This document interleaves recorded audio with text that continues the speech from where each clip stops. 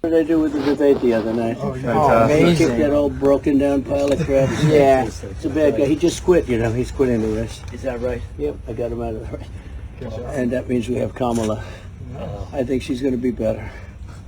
She's so bad. She's so pathetic. It's so amazing.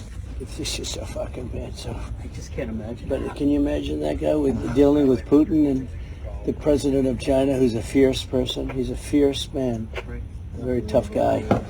And they see him, they probably he can't. But they just announced he's probably quitting. Good. Yeah, that's amazing. Just keep knocking him out, huh? What did I do?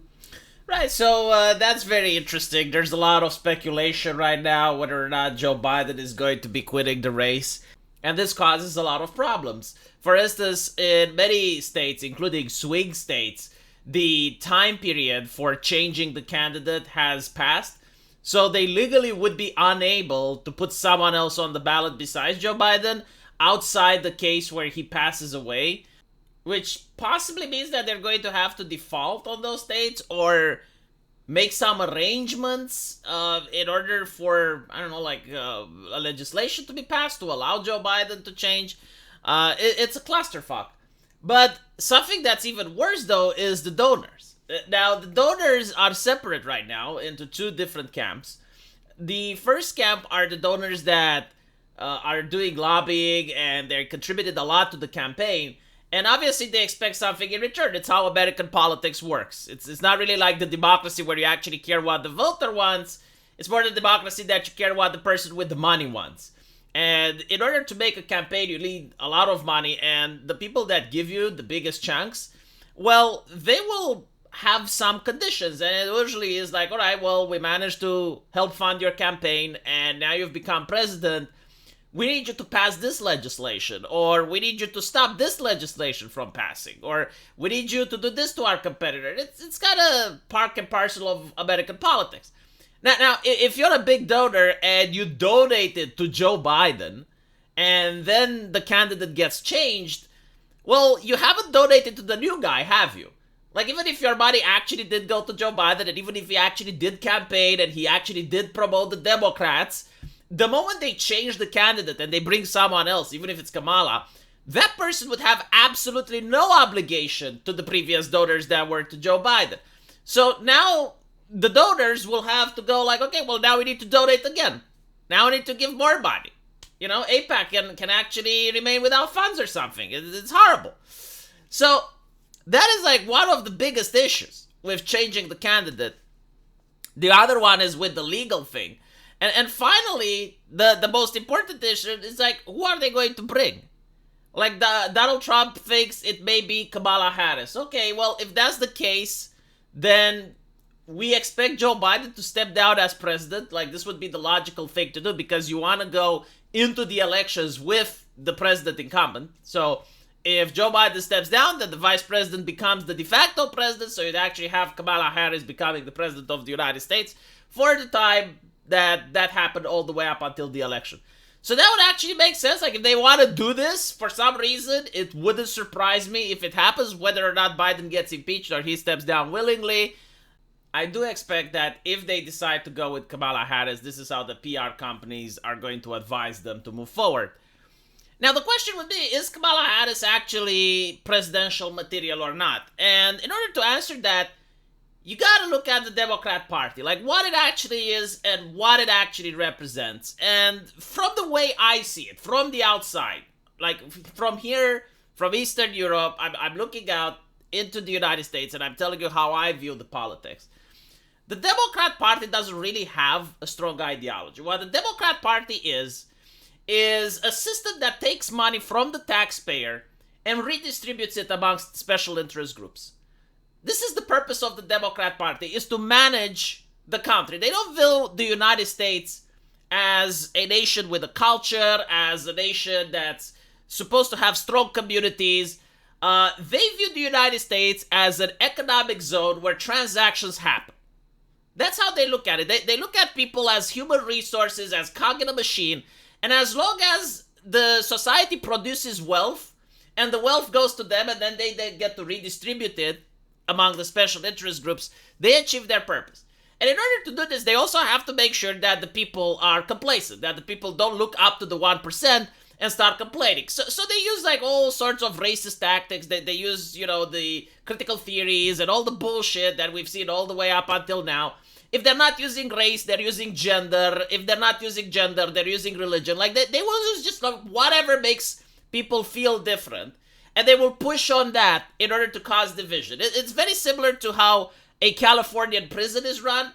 Like in Californian prison, racism is by design. They want the prisoners to be racist towards each other so that when there's a riot, rather than the prisoners going after the guards, which are small in number, they go after themselves, right? And that's how they manage, the security guards manage the prison. And this is pretty much like the view, but applied at a societal scale, right? So they try to make as much division, make as much scorn between the public. The whole thing with the LGBT issues in schools and all of that is to cause division amongst the population so that they're constantly bickering at each other, so that they're constantly going after each other, rather than to notice the fact that the economy is going worse, that taxation is getting higher, that more money is taken from them in order for the money to then be disseminated during the special interest groups. So with that in mind, would Kamala Harris be a president? I think they don't care. I think like literally anyone that's a Democrat is good. What they want is someone that follows orders. What they want is someone that goes like, sign this, yes sir, what do I put my signature on this file? All right, what is it? Oh, I don't need to know. All right, I'll sign it here. What else do I need to sign? All right, sign here. What is on the agenda? Oh, I need to read the prompter? Okay, I'm going to read the prompter. That's what they need. They don't need an actual person with strong convictions that has an idea or a vision. They don't need a Bernie Sanders. They don't need anyone like that. What they need is someone that wants to be the face and is willing to get themselves rich while doing it, right? And gets the prestige and the reputation. And everything is smoke and mirrors to the point where you can have a president that actually has senior moments after senior moments and no one talks about it on screen, right? Like the media just flat out ignores it. No one reports on it. Even if it's blatantly obvious, the media will just run damage control. So anybody can be president. Literally anybody. You can just pick a beggar from the street. Like that story from the prince and the beggar. You can just take a beggar from the street and you can make them the president of the United States of America. And as long as he's a Democrat, things will function as intended. And this is due to the fact that many of the people in power, they do not have any love for their nation. What they have is probably love for their own personal family and friends. So they use the job not as a way to enrich the country they're in, but they use it as a way to enrich their own families and their own prestige. So when they go to the job, it's like, okay, how can I make more money? Oh, this interest groups wants me to do this. All right, well, I'll do that, and in exchange, I get favors. That's the view that currently exists. And in this system, as I mentioned before, it's irrelevant whether or not Kamala Harris is president. It's irrelevant if Joe Biden is president, right? Just as long as they have enough support from the people, because they still need some support. They need still some legitimacy due to the nature that the system is made.